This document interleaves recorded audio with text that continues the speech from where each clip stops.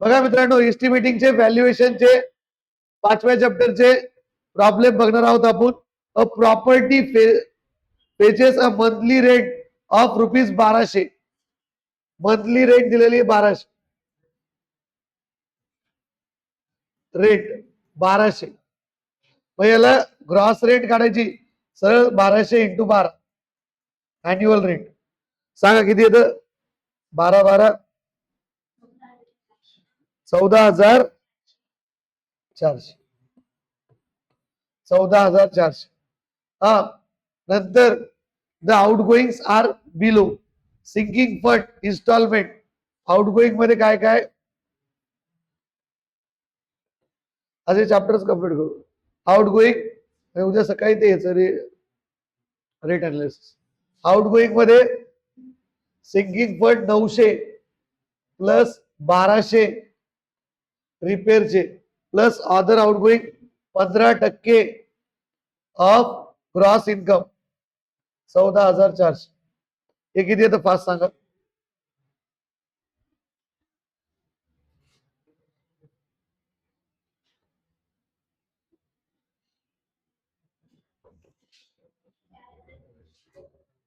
₹4,260. हा, मग net income काढायची आपल्याला. काय काढायची? Net income. Gross income is equal to net income plus outgoing असत. आउट गोईंग असतं ना, तर ग्रॉस इन्कम उलट करायचं आपल्याला.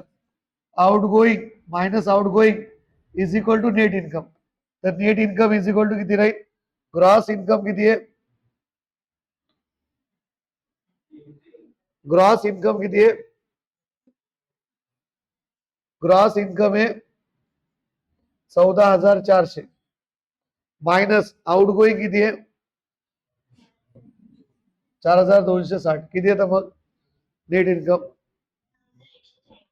10,140. हा, हे झाली तुमची नेट इन्कम. आता नेट इन्कम आल्यानंतर इयर परचेस काढायचं. YP. तर year purchase 100 divided by I. 100 भागिले 9%. 9% ना, किती येतं बघा? 11.11. मग कॅपिटलाइज्ड व्हॅल्यू काय असतं? कॅपिटलाइज्ड व्हॅल्यू कॅपिटलाइज्ड व्हॅल्यू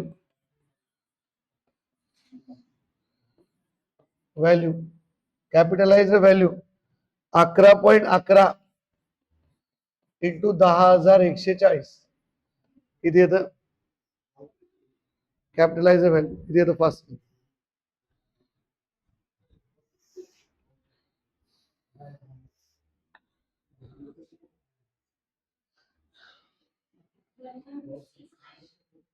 11,265 5 रुपीज. म्हणजेच 11,265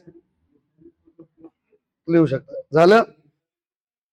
नंतर next problem. Find the value of property. हा, इथं कॅपिटलाइज व्हॅल्यू विचारलं ना. फाइंड द व्हॅल्यू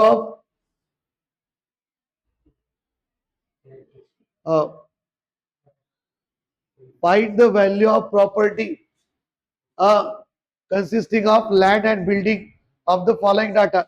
रेट हा आलता मित्रांनो समोर 25 ला आलेला आहे.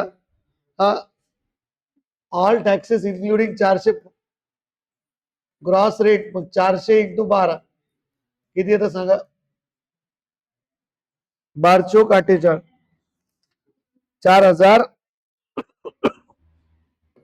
4,800 रुपीज. नंतर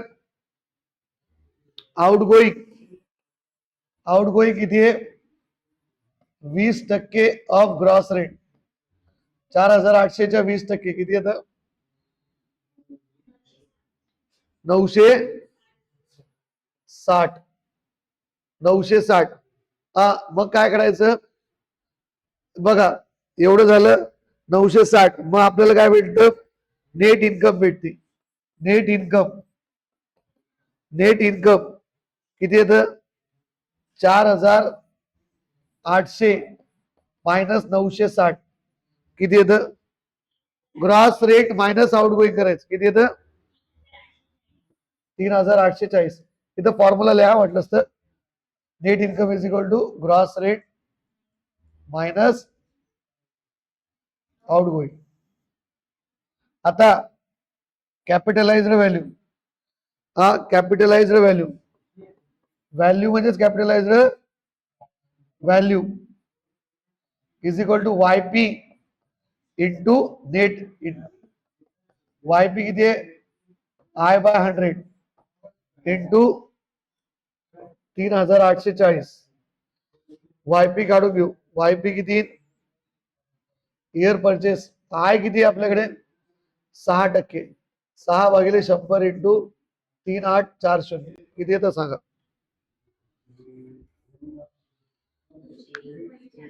230 काहीतरी चुकतंय ते 2 मिनिट किती आलं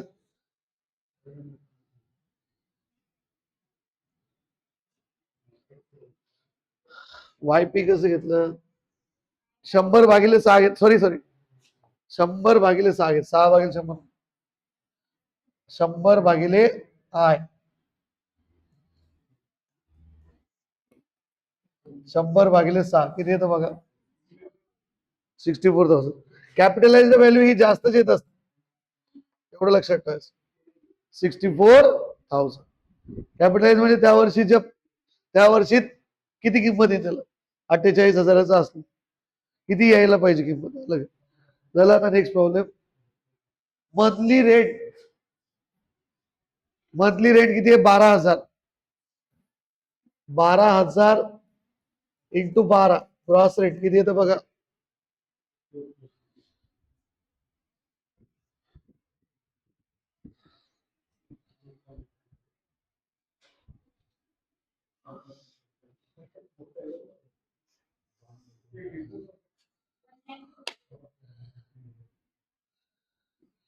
1,00,000 हा नंतर हे झालं सिंकिंग फंड इन्स्टॉलमेंट दिलेली आहे 6,000 पर ॲन्युअम रिपेअर्स रिपेअर्स आणि अदर आउटगोईंग म्हणजे टोटल आउटगोईंग काढायचे आउटगोईंग 6,000 प्लस 6,000 प्लस क्रॉस इन्कमच्या 15% किती येतं बघा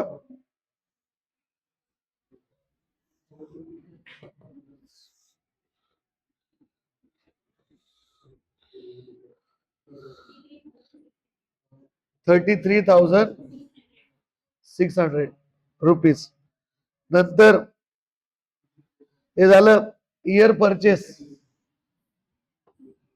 परचेस काढून घेऊ 100/आय 100/आय किती आहे 9% 100/9 11.11 11.11 मग कॅपिटलाइज्ड व्हॅल्यू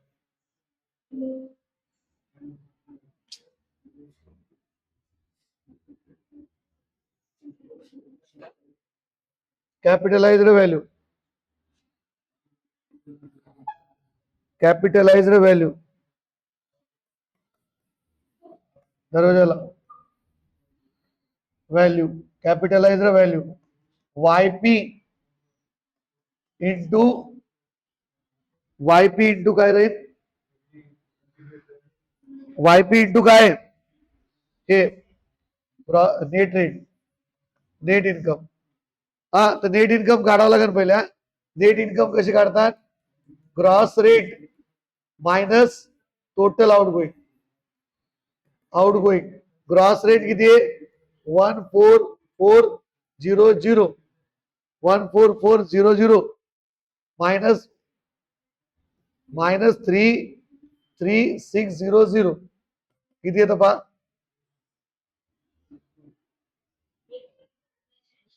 1,10,400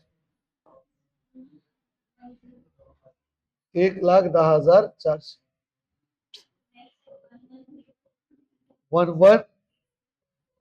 सॉरी 1,10,400. तर 1,10,400 इंटू नेट इंटरेस्ट हे किती आहे? हे किंमत आणि वायपी किती आहे? 11.11. किती आहे तर सांग.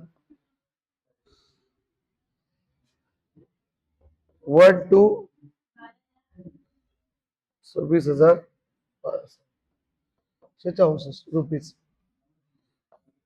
लक्षात. नाव नेक्स्ट प्रॉब्लेम बघा आता. A person desires to sell his property having gross rate 10,000 into 12 किती येतं? 10,000 इंटू 12 किती येतं सांगा. 1,00,000. हा नंतर ग्रॉस रेट झालं टोटल आउटगोईंग 28%. टोटल आउटगोईंग 1,20,000च्या 28% किती येतं?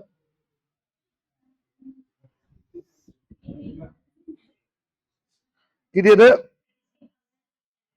33,600.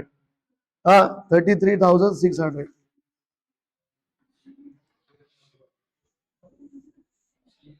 नंतर मग नेट इन्कम काय? Gross rate minus total outgoing 1,20,000 minus 33,600 किती येतं बघा.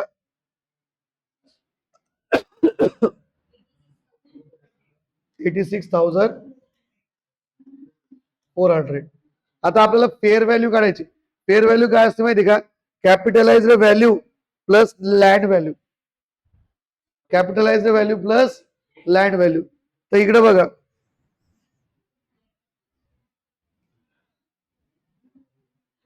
लँड व्हॅल्यू दिलेली ना आपल्याला.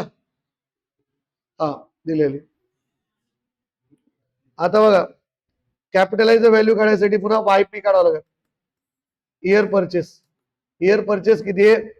100 भागिले आय 100 भागिले 10 किती येतं? 10. तर कॅपिटलाइज्ड व्हॅल्यू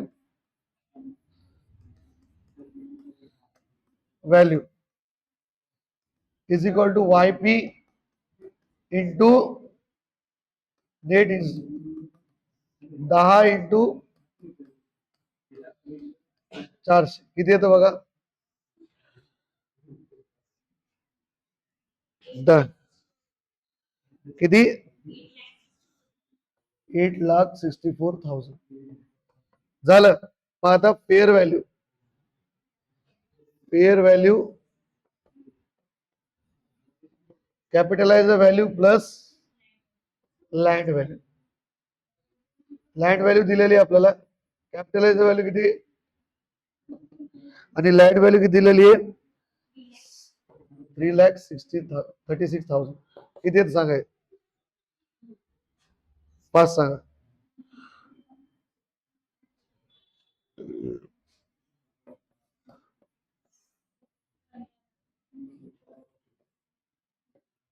15 लाख. समजलं. हे झालं तुमचं फेअर व्हॅल्यू. लक्षात. कॅपिटलाइज व्हॅल्यूचा प्रॉब्लेम विचारते बरं. नंतर पुन्हा next a property fetches monthly rent of 6,000. Gross rate किती मग? 6,000 इंटू 12 12 सकून 72,000. The outgoing including sinking fund are up to 25%. Outgoing including sinking fund including sinking fund. The outgoing including sinking fund. तर 25% of gross rate किती येतं बघा.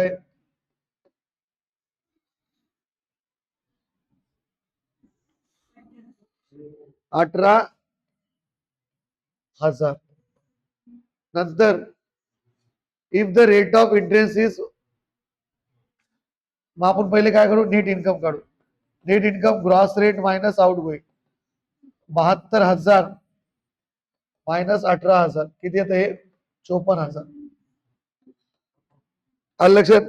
मग नंतर एवढं आल्यानंतर काय करायचं आपल्याला YP काढायचं 100 बाय I. 100 किती आहे 100 I किती आहे 12 किती येतं हे 8.33 8.33. मग capitalised value value YP into net income. YP किती आहे 8.33 इंटू नेट इन्कम किती आहे 54,000 किती येतं बघा